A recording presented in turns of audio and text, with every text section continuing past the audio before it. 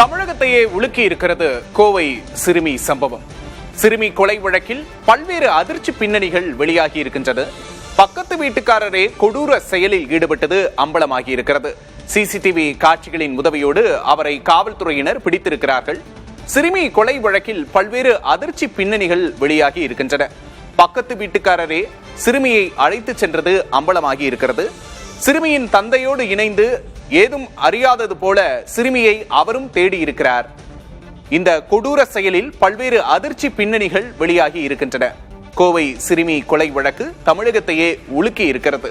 நேற்று இரவிலிருந்து சிறுமியின் உறவினர்கள், இளைஞர்கள் உள்ளிட்டோர் தொடர் போராட்டத்தில் ஈடுபட்டு வருகிறார்கள்.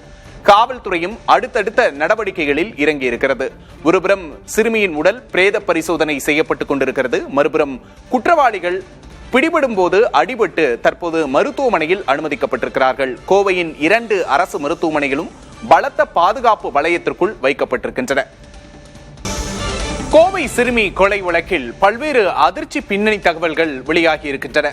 பக்கத்து வீட்டுக்காரரே கொடூர செயலில் ஈடுபட்டது அம்பலமாகி இருக்கிறது.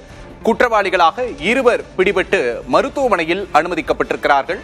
அவர்களை பிடிக்கும் போது அவர்களுக்கு காயம் ஏற்பட்டதாக காவல்துறையின் தரப்பில் தெரிவிக்கப்படுகிறது. கோவை அரசு மருத்துவமனையில் பலத்த பாதுகாப்பு செய்யப்பட்டிருக்கிறது. கோவை சிறுமி கொலையில் அதிர்ச்சி பின்னணி வெளியாகி இருக்கிறது.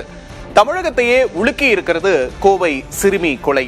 தொடர்ந்து பல்வேறு தரப்பிலிருந்தும் இதற்கு கண்டனங்கள் எழுந்திருக்கின்றன. எதிர்க்கட்சித் தலைவர் உதயநிதி ஸ்டாலின் இது தொடர்பாக தனது கண்டனத்தை தெரிவித்திருக்கிறார். பல்வேறு கட்சிகளின் தலைவர்களும் தங்களது கண்டனங்களை பதிவு செய்து வருகிறார்கள்.